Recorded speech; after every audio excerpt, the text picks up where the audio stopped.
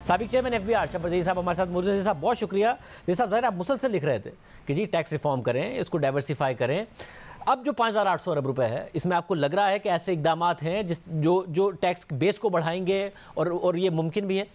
देखिए, इकदाम तो हैं, इसमें कुछ चीज़ें हैं जो बड़ी थ्योरेटिकल हैं, कुछ चीज़ें प्रैक्टिकल हैं। थ्योरेटिकल है मगर वो बहुत अहमियत रखती है कि अगर आप गौर से देखें तो इस बजट में उन्होंने ITO के हाथ काट दिए, असेसमेंट की पावर उनसे ले ली है, थर्ड पार्टी ऑडिट्स उनसे ले लिया है, और वो टेक्निकली वो जो हरेसमेंट की कहानी है वो ख़त्म हो रही है। अब क्या उसकी वजह से कोई टैक्स बेस में इंक्रीज़ आएगा, वो एक लंबा काम है और उसमें टाइम लगेगा। दूसरी बात ये है कि जो रेट अगर आप देखें कि SME का रेट लेकर आए वो ज़रा, तो मुझे कोई जो रिफॉर्म का प्रोसेस है उसका इमीडिएट रिजल्ट कैश में नज़र आता हुआ 2021-22 में नज़र नहीं आ रहा। तो हमारा 21-22 का जो इंक्रीमेंट आएगा वो उन्हीं वजह से आएगा जो मैंने आपसे पहले कहे थे कि इंपोर्ट में इंक्रीज़ होगी या विद होल्डिंग से कलेक्शन में हमारी इंक्रीज़ होगी। देखिए ना, आप ये कह रहे हो कि 4,600 से आप 5,800 पे आओगे, तो तकरीबन 1,200 बिलियन का आप इंक्रीज़ लेके आ रहे हो ना जी। 1,200 बिलियन के इंक्रीज़ में मेरे हिसाब से contribution of the import will be 500 billion. 500 billion का एक्स्ट्रा होगा। 55 अरब डॉलर की इंपोर्ट पे आप कह रहे हैं? नहीं, 500 बिलियन एडिशनल इंपोर्ट से आएगा। जी, मैं वही कह रहा हूँ कि 500 अरब रुपए का एडिशनल कंट्रीब्यूशन सिर्फ इससे आ जाएगा। इससे आ जाएगा जी। 55 अरब डॉलर की इंपोर्ट, 55 की पहले हमें डिसाइड करना पड़ेगा कि 21 में कितनी इंपोर्ट है और 22 में कितनी होगी। मेरे हिसाब से 22 में हम उन्होंने प्रोजेक्ट तो 55 किया है, मगर मेरे हिसाब से 60 के आसपास हम टच करेंगे, 60 से कम पे नहीं। अगर हम 60 को टच करेंगे तो हुकूमत शायद टैक्स का टारगेट तो पूरा कर जाएगी, बट करंट अकाउंट का जो खसारा 2.3 अरब डॉलर रखा है वो फिर देखिए 6-7 अरब डॉलर हो जाएगा। गवर्नमेंट ने एक बहुत अच्छा काम किया है जो आपने देखा हो। गवर्नमेंट ने पहली दफ़ा पाकिस्तान ने बहुत अरसे बाद एक्सपोर्ट ऑफ सर्विसेज को सही किया है। पाकिस्तान एक अजीब गरीब मुल्क था जहाँ एक्सपोर्ट ऑफ गुड्स तो सब कुछ टैक्स था, मगर एक्सपोर्ट ऑफ सर्विसेज को हमने बिल्कुल छोड़ा हुआ था। गवर्नमेंट ने एक्सपोर्ट ऑफ सर्विसेज को बिल्कुल आज़ाद कर दिया और उन्होंने कहा कि पैसे एक्सपोर्ट को। तो मुझे ये लगता है कि पाकिस्तान का करंट अकाउंट बैलेंस अब गैर रवायती तरीक़ों से सही होगा, जिसमें एक्सपोर्ट का बैलेंसेस भी है।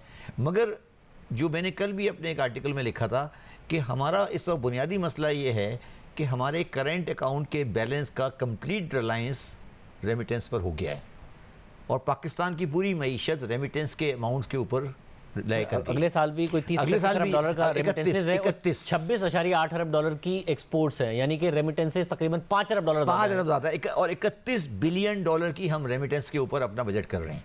यही बात है ना। तो पाकिस्तान की अब हमारा, अगर आप मुझे कहें कि आप क्या सजेस्ट करेंगे, मैं गवर्नमेंट को ये सजेस्ट करूँगा कि अब अपना टाइम लगाए कि इंपोर्ट सब्स्टिट्यूशन करें। साथ में मुझे ये भी बताइएगा कि आप एक और चीज़ का कहते रहे कि जी पाकिस्तान में जो ये सेक्टर है रिटेल का, होलसेल का, वो नहीं है टैक्स नेट में। उसमें जो पॉइंट ऑफ सेल के लिए कह रहे हैं कि जी 5 लाख मशीनें टैक्स का क्रेडिट देंगे, यानी कि जो जिम्मेदारी है पैसा का है वो हुकूमत अपने ऊपर लेगी। उससे आपको लगता है 30 लाख कोई दुकानें और ये रिटेल का पूरा सेक्टर जिसमें 10% भी नहीं है, और हुकूमत कह रही है कि 18% मईशत में कॉन्ट्रीब्यूट करता है और तकरीबन नेग्लिजिबल अमाउंट कॉन्ट्रीब्यूट करता है। ये तो मेरा मेन सब्जेक्ट रहा है और यही मेरा पॉइंट ऑफ व्यू है। ये जो सब्जेक्ट है पॉइंट ऑफ सेल पे आप रिकवरी नहीं ला सकते। Point of sale is one of the mode. आपको, मैं आपसे सवाल करता हूं, क्या आप फैसलाबाद की सुतर मंडी में पॉइंट ऑफ सेल लगा सकते हैं?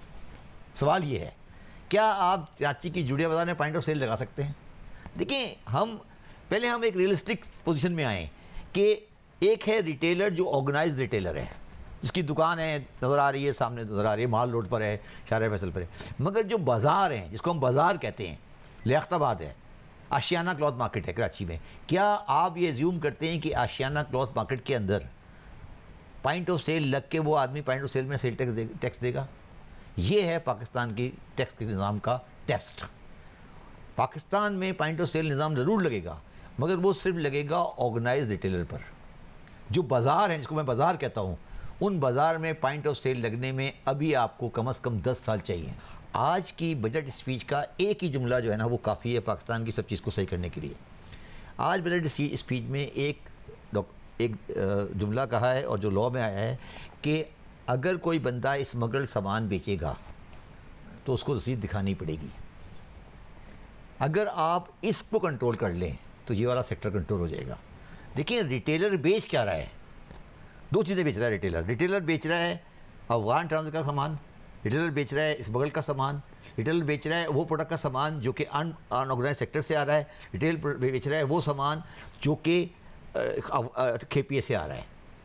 आप अगर कस्टम की स्मगलिंग को एनफोर्स करने जा रहे हैं, जो सबसे बड़ा कदम आज पाकिस्तान गवर्नमेंट उठाने जा रही है, और अगर पाकिस्तान गवर्नमेंट ने इस कदम को उठा लिया और ये कर लिया तो मैं आपको आज दावा से करता हूँ पाकिस्तान ठीक हो जाएगा। अहम बात है, आप ये कह रहे हैं कि जो स्मगलिंग के हवाले से कि उसकी प्रोडक्ट ना बिक रही हो मार्केट में, जो हुकूमत ने इकदामात का ऐलान किया है, इसके साथ साथ पॉइंट ऑफ सेल का लिए अगर ये ऐलानात हैं ये ठीक हैं, इन्फोर्स अगर हुकूमत कर गई तो पाकिस्तान का निज़ाम ठीक हो जाएगा। याद हो तो मैंने कराची चैम्बर में खड़े होकर एक बयान दिया था कि मैं तमाम अफसरान को निकाल लूंगा, दुकानदार ये ऐलान करते हैं कि स्मगल गुड्स नहीं बेचेंगे। याद है आपकी एक बहस हो गई थी, याद है एक बहस हो गई थी, ठीक है।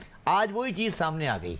इसकी एनफोर्समेंट पॉसिबल है या नहीं है, क्योंकि ऐलानात तो कर दिए। इसकी एनफोर्समेंट बहुत मुश्किल है, मगर मेरा पाकिस्तानी ताजरों से दरख्वास्त है कि एक टाइम ऐसा आएगा कि हमें ये करना पड़ेगा। मगर दरख्वास्त पे तो ताजर नहीं करेंगे, हुकूमत कर पाएगी या नहीं कर पाएगी एनफोर्समेंट? देखिए मेरा ये व्यू है कि गवर्नमेंट को अपना इस टाइम पर रेट दिखानी पड़ेगी, और इसको इस तरह करें कि कुछ जो मेन आइटम है ना, फॉर एग्जाम्पल आज आप बाजार में चले जाएँ, फॉर एग्जाम्पल टायर है, टायर में से आपको अगर 100 टायर पड़ा हुआ है उस दुकान पर, 100 में से 80 टायर वो है जो स्मगल्ड आया हुआ है या अफगान ट्रांजिट का आया हुआ है, तो आइटम एकदम अक्रॉस द बोर्ड नहीं करे। गवर्नमेंट कहे कि जी हम 50 आइटम को फॉर द टाइम बीइंग करेंगे, पहले निकालें। अगर 100 आइटम पड़े हुए हैं इस वक्त, 100 में से आप 50 आइटम निकालेंगे, ये smuggling prone, Afghan transit prone, ये वो आइटम है जो कि स्मगलिंग इस पर बहुत ज़्यादा है, ठीक है। हम इनको करेंगे, अगले साल 50 को करेंगे, 50 करेंगे, और चैम्बर को साथ लेके ही चलेंगे। मगर अगर चैम्बर रेजिस्ट करते हैं तो गवर्नमेंट को पीछे नहीं हटना चाहिए, और हमारे इदारों को भी गवर्नमेंट का साथ देना चाहिए। ये वो चीज़ है जिस पे पाकिस्तान में करेक्शन आएगी। आप POS के थ्रू नहीं कर सकते, आप उसकी सप्लाई साइड को सही करें कि जहाँ से वो सामान लेके बेच रहा है, वो जो सामान लेके बेच रहा है वो वहाँ फंसा हुआ है, क्योंकि उसको सामान नहीं मिलता है असली वाला, तो ये एक लंबा ट्रैप है। और मगर गवर्नमेंट ने, अगर आप देखें तो आज ये जो कदम उठाया है कि हम हर स्मगल गुड्स का रसीद मांगेंगे, ये एक बहुत बड़ा कदम है। मगर वही आपकी बात बिल्कुल दुरुस्त है कि कहाँ तक इसमें अमल दरामद हो सकेगा, ये बहुत बड़ा सवाल है। बहुत शुक्रिया।